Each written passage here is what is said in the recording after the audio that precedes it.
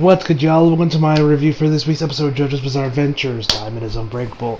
This episode's fucking amazing, y'all. JoJo, guys. Oh my, not JoJo, Josuke. Yo, I won't lie. With this episode, Josuke has slowly becoming one of my favorite JoJo's. Although, my man, Koichi. I swear to God, every time this man has a segment, I love him more and more and more. He is so fucking... This was like one of my favorite Koichi moments here, what he did with the nurse and what his stand does had me dying. I tell you, Rachel, it had me straight up dying. So, without further ado, let's just jump right into it. So we start this episode off. Josuke is on the motorcycle. Rohan's motorcycle. He's just trying to get away from Highway Go-Go. And he's like, okay, why are these things chasing me? As he's going upwards to 80 miles per hour, which, as we know, the thing's max is 60, which is no. 60 miles per hour is like, what was that? 100 kilometers, or was it 100? I don't know. I'm trying to run the conversion because I remember Dan K1000 did a whole rant about drivers during his time in this in the Canadian winter time. I forget it was 80 miles. If it was 60 miles, 60 kilometers equals 100 miles, or 100 miles was 60 kilometers, whichever the measurement was. But whatever. So he's going 80. He's trying to figure out what the hell's going on. Why is this stand, there in a tunnel of all places? So he thinks logically about this. Something wrestling fans should do a lot more often, but, I digress. Sorry, I just had to throw that in there. So he thinks, okay, if the thing probably most likely is a grudge against the tunnel. And since it goes off in neutral, there most likely might have been, the sand must have been in like some sort of accident around that time. So if he's also leaching off nutrients from their bodies, then maybe maybe he could possibly be injured and probably be in the hospital, this criminal. So that's kind of like his theory. That's kind of what he has working with him right now. So he ends up turning and then going over to find a phone to, of course, call Koichi and see if he can invest. I don't know why he picks Koichi. Particularly, I don't know if Koichi's just like, a history nut, like the man pays attention to the news or whatever. I don't know why I picked Koichi in particular. I don't know about that much, but whatever. So he goes over to this payphone. He's going to 80 miles per hour, mind you. So he gets to the payphone and he's like, alright, okay, let's go in there. So he stops the bike, tries to find his, I'm guessing, his payphone card, or it looks for his card to use for the payphone. And then Highway Go-Go just kind of shows up and he's just kind of looking around looking for Josuke. And he's like, what the hell? How is he here? I was going 80 kilometers. He should be getting here 2 minutes after me. That's basic math. Which... I'm going to just assume that it's because when it comes to like miles per hour to kilometers per hour, that ain't my forte. So I'm not gonna like say, oh no, that's wrong or it's right. I'll just take Josuke's word on that one. And so he's like, fuck it, and just like, I need to get out of here. So he tries to get out of here. Highway Go-Go is chasing after him, and after while this is going on, a little bit in the background, we see this woman has her baby in a stroller, and she's just strolling around her baby. So then as he's trying to get away, Highway Go-Go is hot on his tail. The light turns red, and after it turns red, we see the baby and the mom are making their way across the street on the crosswalk. But then the baby starts crying, and she literally just stops in the middle of the crosswalk to attend to her baby. Woman, could you? The traffic around here. You might want to do that after you cross. I'm just saying, but whatever. So she just kind of sits there, the baby's crying, and Josuke's like, shit, what do? I can't stop, because otherwise I'm a dead man. But if I keep accelerating, then, I'm going to run over this woman and child, this mother and child right here. So he's just between a rock and a hard place right here. So then he comes up with the idea to use Shining Diamond. So he has Shining Diamond punch the hell out of the bike. It ends up breaking into parts. He jumps over the baby, and the baby just kind of looks at him, and then Josuke looks at him, and the baby's fine now. And then right when he's about to hit the ground, he has Shining Diamond fix it up, and then it's right back to bike, and then he's bam, right back off going full throttle on the bike. And he's like, yeah, baby, now that's what I'm talking about. So after that, he's still looking around, trying to find a payphone, and then we get to these funny conversations here between random people while they're on their cell phones. Keep in mind, and also these, since it was taken in the 90s, these are 90s cell phones, which, yeah, seeing those old bricks was a little bit of a joy, because I was born in 1999, and I grew up in the early 2000s, so those phones were still kind of the norm back in the day, before flip phones got popular, and then we had glorious smartphones pop up, you youngsters. So after that, so then like we got this one dude. He's a businessman, and he's talking about like, hey man, you need to make sure this deal goes through. This is a $1 billion yen worth deal, so don't disappoint. Failure's not an option. Do not disappoint me. He's like, yes sir, I will, make sure I won't disappoint you. And then Josuke grabs the phone while he's in the middle of the conversation. The dude doesn't even notice it at first. He just keeps talking like they're supposed to. And then he knows this guy's like, oh god damn it, that's a $1 billion yen deal in the toilet. And he's like, alright, looks like I got a guardian angel watching over me. Just my lucky day. And then the phone starts breaking apart. He's like, oh, figures. Look, so much for that. So, and then we see this other guy, and his girlfriend is like, if you don't love me, just stop me already. It's like, but honey, I do love you. And then he's like, it's now or never. I have to propose. I'm like, brother, this is not the time nor the place for you to propose. And first off, you shouldn't be proposing to your girl over the phone. Okay, it's like texting. It's like breaking up over text. You don't do that. You either call them and tell them to your face, or you do it face to face. You do that face to face. Don't do that. Don't do your girl dirty like that. If you're gonna break up with them, do it straight to the face. Unless they cheat on you, then break up with them over text. That way, then it's cool. If they cheat on you, then it's okay to break up with them over text. But I feel like you're probably better off to do it right face to face, just so you can see the emotion on your face while you have this smug smile on your face. But if your girl cheats on you or your man cheats on you, then you're okay to break up over text. So, and also, like, come on, man. If your girl's in the middle, like, thing is very distraught, I don't think you propose is gonna help you in this matter. If anything, you're digging yourself into a deeper grave, I think. But who knows? Maybe this could work. This is anime, after all. We do not find out, because he's like, Tsukimoto, will you marry me? And then Josuke gets the phone right as he's about to say marriage. He's about to pop the question. And he's like, alright, never mind. Looks like I do have a guardian angel. So then he calls up Koichi. When we get to Koichi, my man Koichi out here dragging his dog, because his dog's just sitting there sleeping, while Koichi is like trying to pull this damn. I forget what they're called. I think they're called bloodhounds. I think that was the breed of dog he owns. I'm pretty sure that's what they're called, is bloodhounds. So he called, and then the phone starts ringing. He's like, Hirose residence. He's like, Koichi, I need your help. And then we see a map of where Josuke is going, and so he's like, okay, that's a plan. So and he looks over to tell me his info, and so he tells him that 2 days ago there was an accident in the tunnel. A drunk driver ended up hitting something, and of course he got injured from that. He was also on a motorcycle as well. And then he also says when he got out of the tunnel there was blood everywhere. So we can most likely that's probably when Kira's dad probably hit him with the arrow, and that's how he became a sand user. I'm assuming anyway. And he's like, okay. And so then he also tells me that he's now in this. I think it was like, I forget the exact hospital name at the current moment, but he's now in this hospital in intensive care because he's covered head to toe in bruises, and he's really fucked up. And so he's like, okay, that's where you go, to the hospital.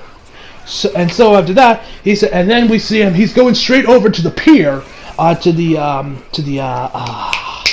Morio Pier. I was like, oh man, I was like trying to remember where Part 4 takes place. To the Morio Pier. So then he does this then he just has to take the sharp turn over to the right. And it's a really close one. Like his knee even straight up was was great. It looks like that wasn't straight up hitting the ground. It was his pants were kind of grazing it a little bit, because it looked pretty close there. And he says, I did it without a single scratch. So I'm guessing his knee didn't make direct contact with the concrete, and that probably would have just shredded his knee. Honestly, he would probably be bleeding like crazy right now. So I think only his pants made direct contact. Even then, his pants are completely fine. So he manages to make the turn, and then he's like, yeah, take that! that, you finished prick," or whatever Josuke said. And then he realizes, like, shit, that there's a sign, so there's no entry, and it's leading right towards the pier. So all he did was pretty much was just sped his demise, essentially. So he's like, fuck. So then he has Shining Diamond punch the wall right next to him, having the pieces fall over the place, and then he like turns over the bike trying to stop it, and manages to get there before it falls over to the pier. And then right when Highway Go-Go makes its way close to him, he then has Shining Diamond fix up the wall, build it back up, and then that's as a barrier to keep him away from Highway Go-Go. Then Highway Go kind of just like starts looking around. He sticks on the wall. He starts looking around, trying to figure out where he is. He's trying to find a scent. Then Josuke manages to kind of get a better understanding where it's. He says like it was like a Mistio trying to find Dex Speed, even when going based on the scent. So then he's trying to figure out how to get over there. Then Highway Go-Go goes back into its human form, or it's like true form. I don't know what you call it, but we're in his humanoid form. Let's call it his humanoid form. He then gets together and he kind of just like looks over to like touches like the top part of the wall. Then comes over and then Josuke's gone. And so then he manages to get under there, and he's like underneath like this little tunnel area that's right before the water, or that's a little bit before the water, and it's just riding his motorcycle down there. Highway Go-Go is hot on his tail. This reminded me a lot of Terminator 2, actually. And he's like, okay, he tries to get out of there, makes a couple turns, and then the bike starts slowing down. He's like, shit, what the hell's going on? Why is the bike slowing down? He's like, first he checks he has Shine Diamond, check the engine. It's working just fine, so it's out the engine.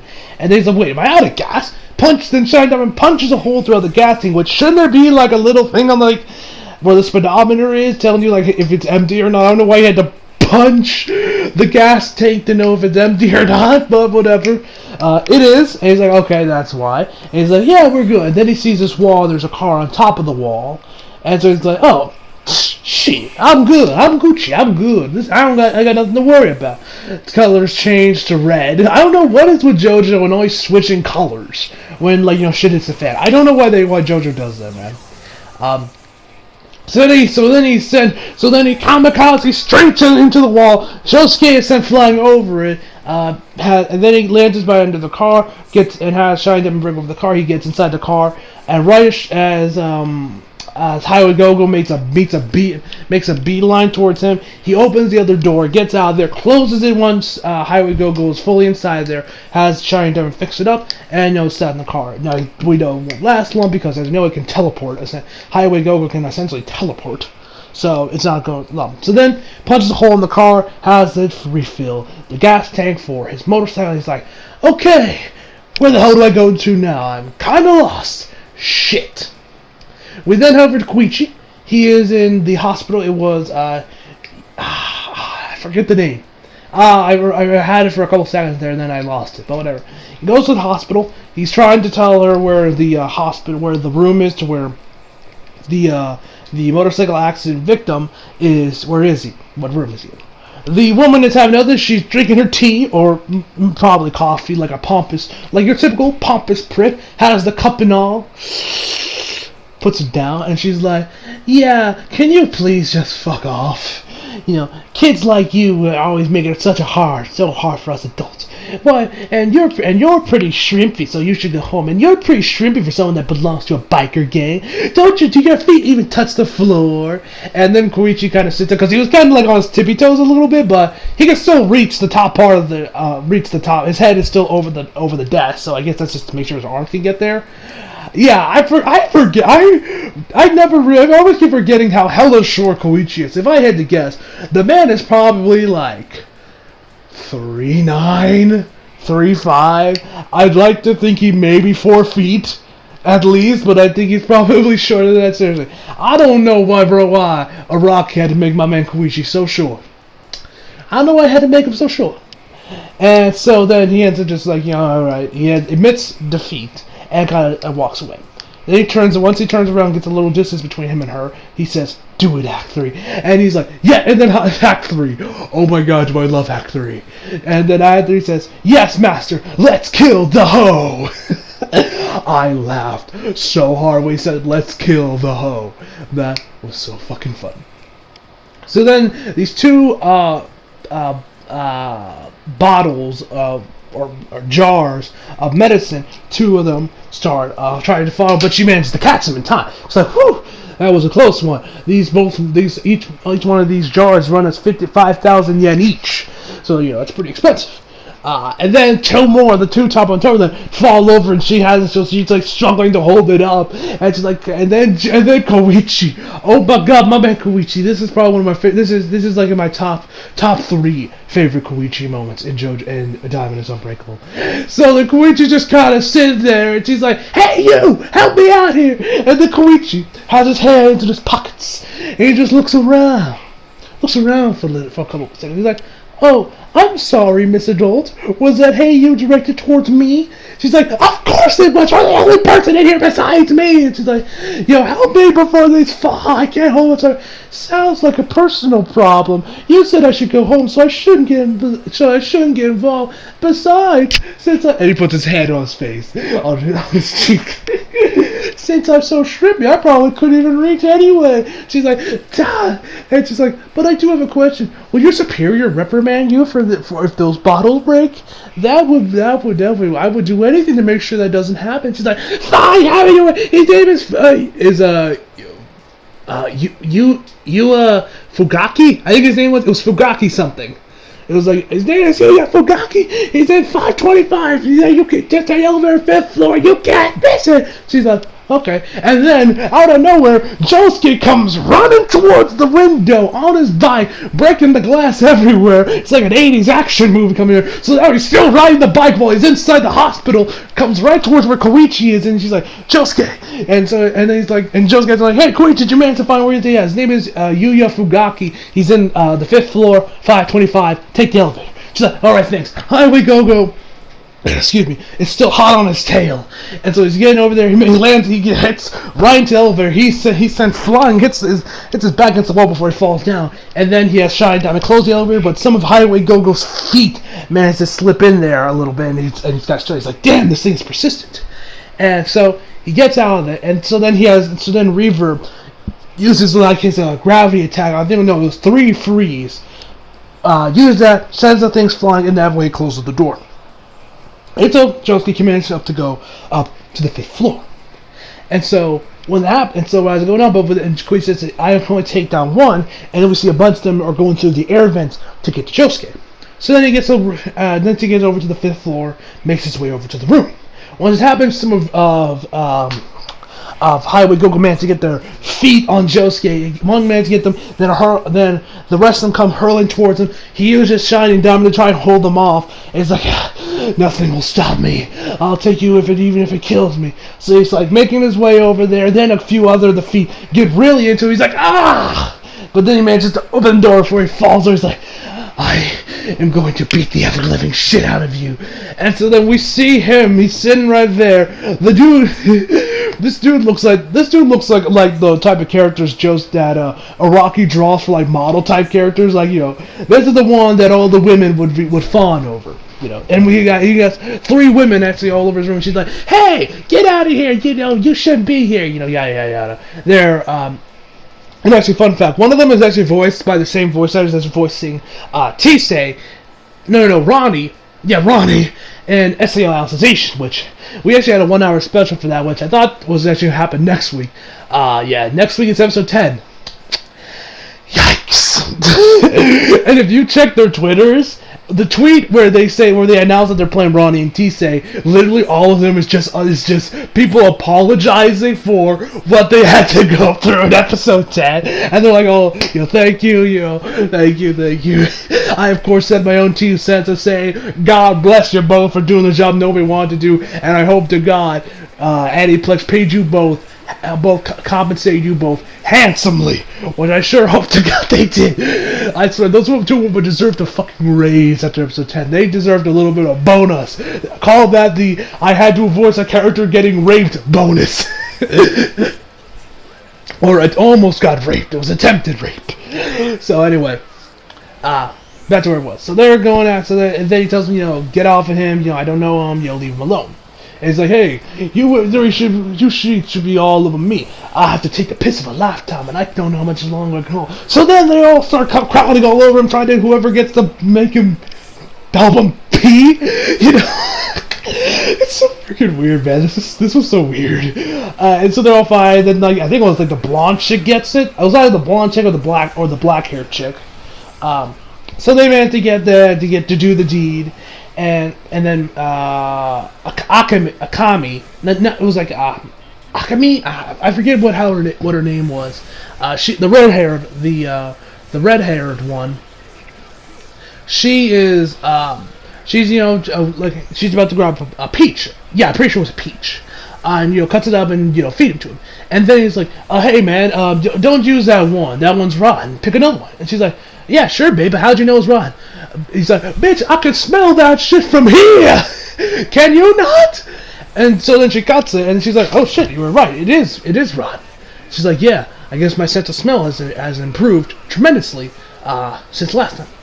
And then he takes out the thing that was in his nose, and then the anime can't make up its mind whether or not it's in his nose or out of his nose because he's like, oh yeah, it's good. And then he's like, wow, well, if my nose is correct, somebody is on their period. Which one of you is it? And then the thing's back in his nose again. And then it's out again, and it's on again. I'm like, David Productions, make up your mind. Is this I don't know if this is an animation error or what.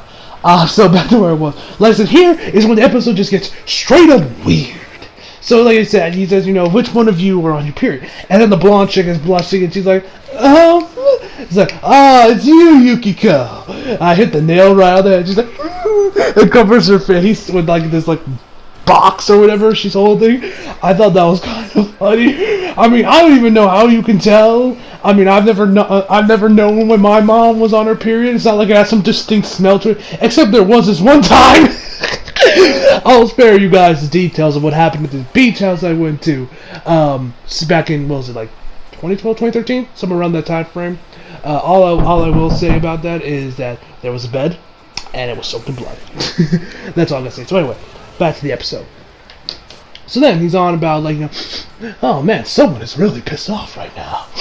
Which one of y'all is it? And then he thinks it's the black-haired chick, and she's like, nah, man, I'm as happy as a clam right now. And she's like, nah, some one of y'all are seriously pissed off.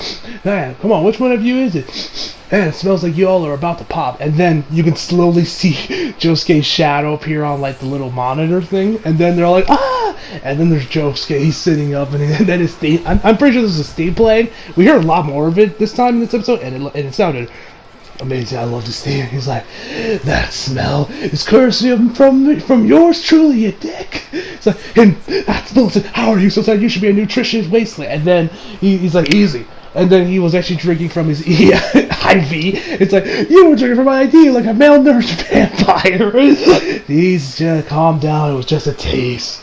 And now I'm all fired. And he's like, and then he's trying to be like, you fool, did you forget how he would go on your set? And then just shine down and punch his head. He's like, ah! And so he goes on, he's going to say, like, I'm going to beat the shit out of you, I'm going to beat the shit out of you. And then the dude tries to get out of this, be like, hey man, I know I've been an asshole lately, but come on, I'll set you guys free. I think you're still alive, but some nutrients would help, right?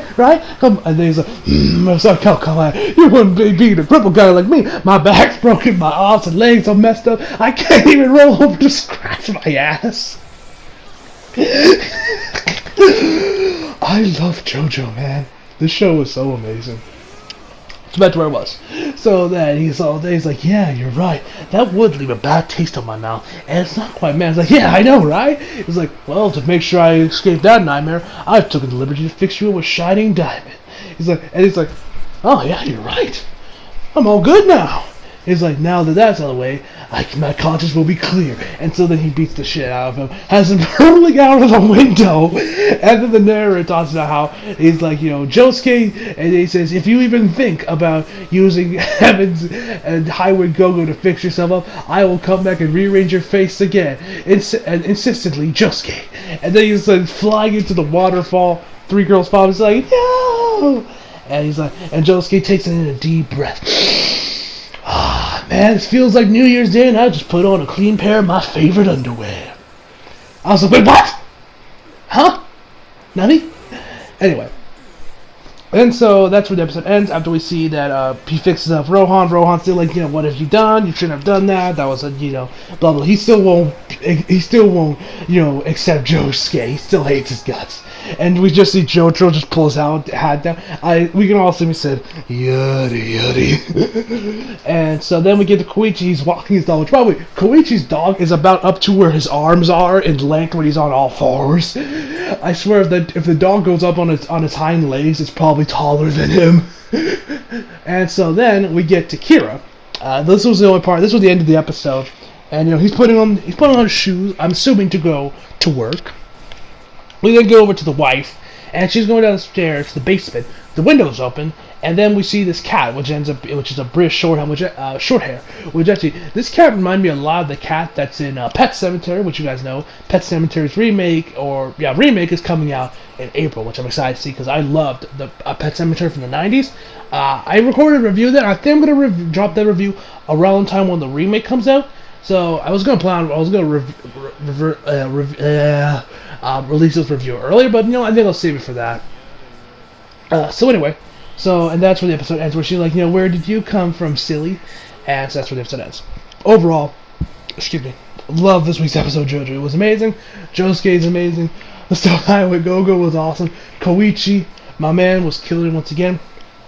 So overall, I give this week's episode a 10 out of 10, guys. I hope you all enjoyed the video. You like if you did, subscribe if you're new.